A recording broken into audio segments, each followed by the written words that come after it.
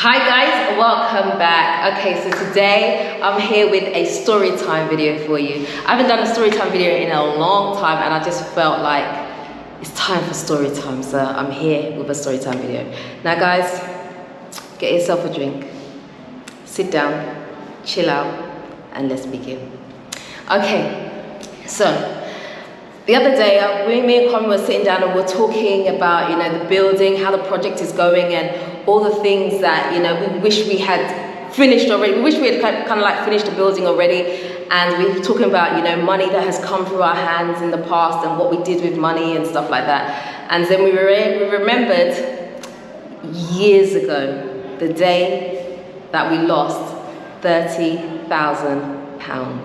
Yes, that's right.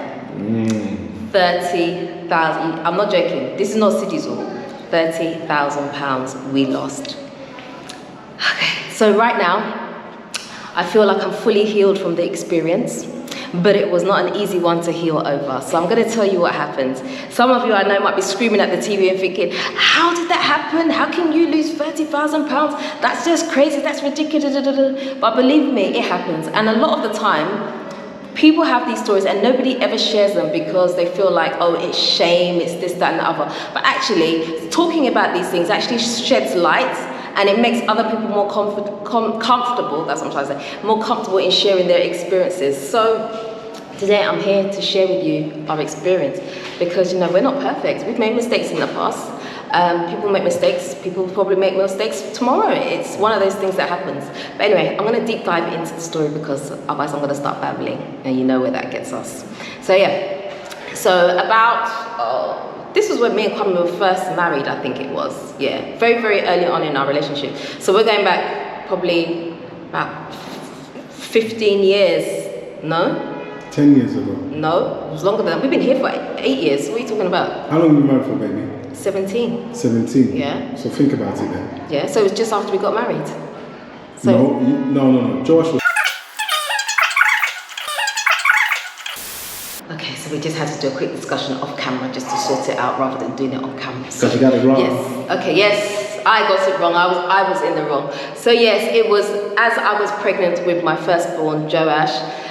Joash is now, he's going to be 13 this year. So yes, it would have probably been about 13 years ago because I was pregnant. I was pregnant with him at the time when it happened. That's it, yeah. Yeah. So you got that one. Yeah. So I wasn't too far off, was I? I was close. No, you said 7, didn't it? No, I said 15 10. Years ago. So I was closer than you. That's true. See? Hey. Always got to win, Someone's got to win. Yeah, So I won. I love it. I love it. Yeah, so basically what happened was I remember I was pregnant with Joash, my first child, and then Kwame hadn't seen his nephew for a very, very long time, and he was introduced into our lives by somebody else. And so they used to like talk a lot. They were like reforming their relationship and stuff like that. And then we were very much into property before that. So we at the time had 4 homes in the UK that we were renting out. We were living in one and we were renting out the others, and we had various things going on. And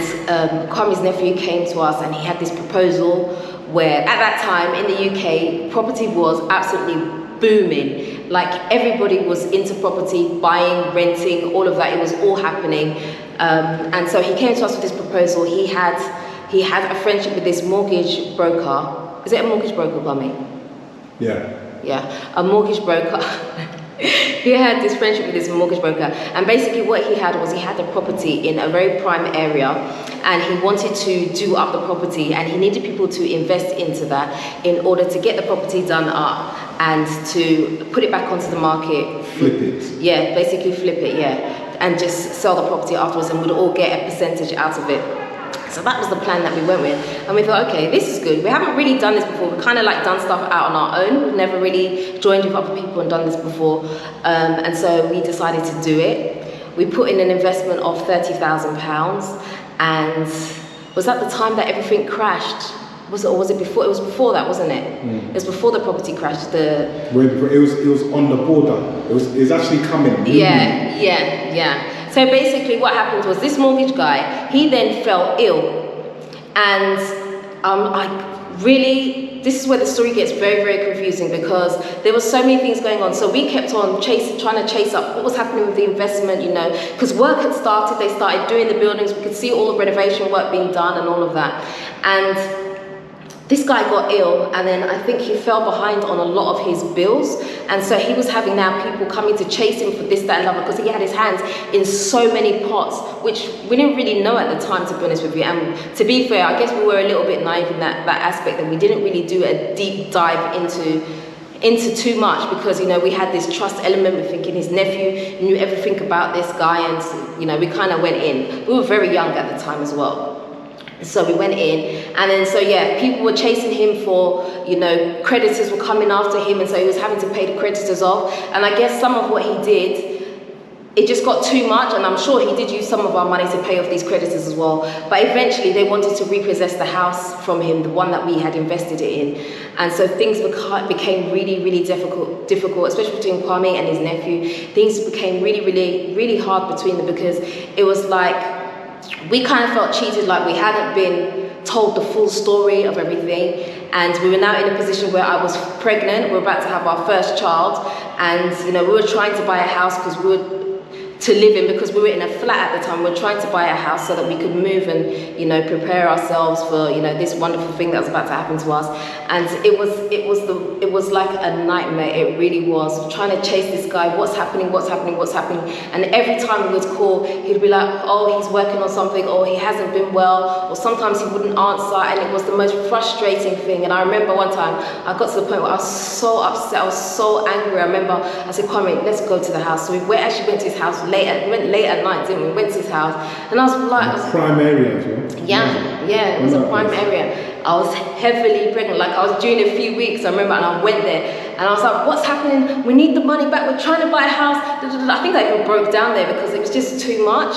It was a lot of money, and it's not money that we had tangibly ever held in our hands before either. You know, we'd only ever bought things through mortgages and, you know, different ways, and so that money meant a lot to us at the time, and we just felt really lost. But to cut a very long story short, essentially we lost our money in that property. I think the property was then seized, and we weren't the only ones that actually invested in that property. There was a few people, and so it was a whole lot. In fact, I can't even say it all on camera, because trust me, it got wild. It got really, really wild. People were upset that they lost their money, and we were not even the ones that put in the most money. People put in more money than we did, and they lost everything. The reason that I'm sharing this with you is because I want you guys to understand that sometimes you win some and you lose some. That is such a true saying. You win some, you lose some. You know, there'll be times where you will lose money and it will pain you. But there were times where things will go well for you, and, you know, you win out of it, you profit out of it. It's like that. But the main thing, whenever something bad happens to you, is to take it as a learning experience. I don't mean to cut you off, you know. You know when you said that life is like that, ups and downs. You know, remind me of that song, Westlife. Is it Westlife? Life is a roller coaster, just got to ride it. You remember that one? Okay. No, I don't think I know that song. Oh, you don't know it? Positive song, man. So when you just said it, it's ups and downs. Yeah, of course it is. Ins and outs, round and round. It's like that. Yeah, it's like that. So, you know, use the experience for something good. I know it hurts at the time when it happens. It definitely hurts, because it definitely hurt us as well.